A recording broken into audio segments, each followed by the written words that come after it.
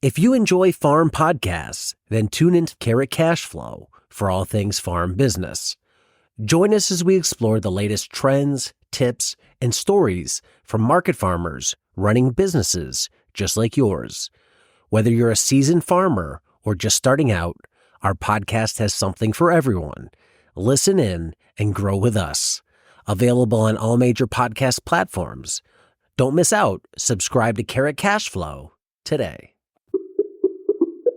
I know people are going to want a definitive answer, reduced down, and just hearing this, I don't think the research is going to support that. But could you, from an academic perspective, could you say generally crops grown in these more regenerative systems, so higher organic soil matter, higher microbial content, that type of thing, are generally healthier while they are growing and produce a more nutrient dense crop? Would I get picked apart in academia if I said that? I think that, again, there's caveats there's nuanced situations and circumstances, but I think in general, as long as the framing is around higher organic matter and or more microbially diverse soils, rather than just putting it in a bin of organic and conventional. And that's a whole wormhole we could go down, because there's also complications in how organic is actually implemented at scale these days. And it's not exactly what we maybe thought of when organic was first coming onto the scene. But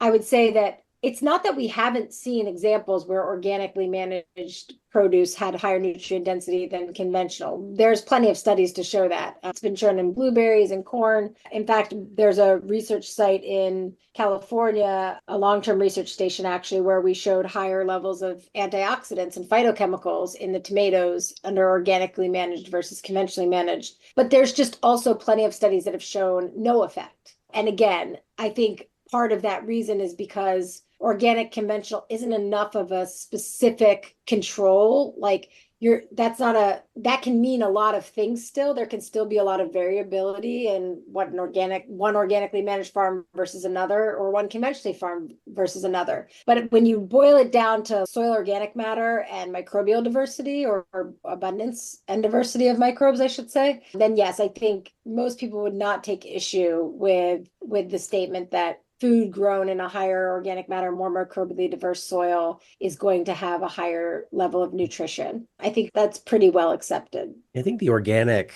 misunderstanding is something the public doesn't get, because you can have ABC farms growing 1,000 acres of organic lettuce, and it's essentially conventional ag using non-synthetic Exactly. chemicals in it. It's tilled, the fields are mostly open. Like the only difference is the seed and what's being applied to the crop passes through one filter versus not passing through that filter. Yes. And candidly, because they don't have access to very effective herbicides, I should say, they're often needing to do more tillage, more passes, which means more passes of a tractor, of a piece of equipment, which means more diesel use. And yeah, and I think you hit the nail on the head that it's really become just a substitute system. It's not what was intended when organic was originally created. And there's actually a group called the Real Organic Project that's working on redefining it back in its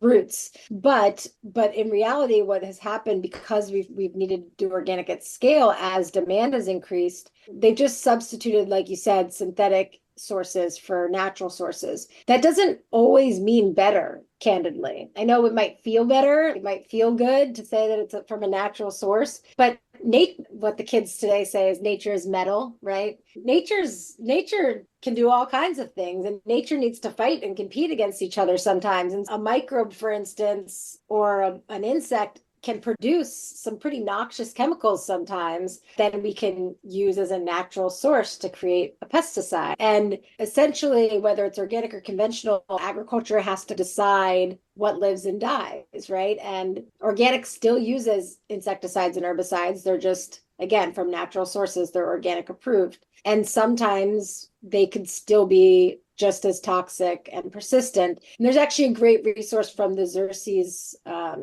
Society, is it? That goes through the organic approved pesticides that are actually quite toxic still. And at the end of the day, I think what it comes down to is because agriculture is always going to have to choose what lives and dies if we're going to produce enough food to feed people. It really comes down to, are you promoting more life than you are destroying? And that's where I think regenerative is really exciting, because it's about regenerating the environment. It's about regenerating life, about promoting more life than you are destroying. And there may be many ways to get there, many roads that will lead you to that outcome. And it could be in a conventional system where you're really dialing in your applications and being responsible with your use.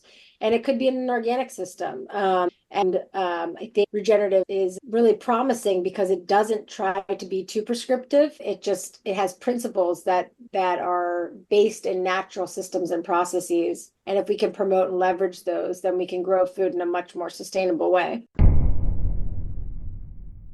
Hey there. Want to spend less time pulling weeds? Check out Soil Shield by Modern Grower. It's the pre-cut landscape fabric solution to help you drastically reduce weed pressure. Just roll it out, staple it down, and plant.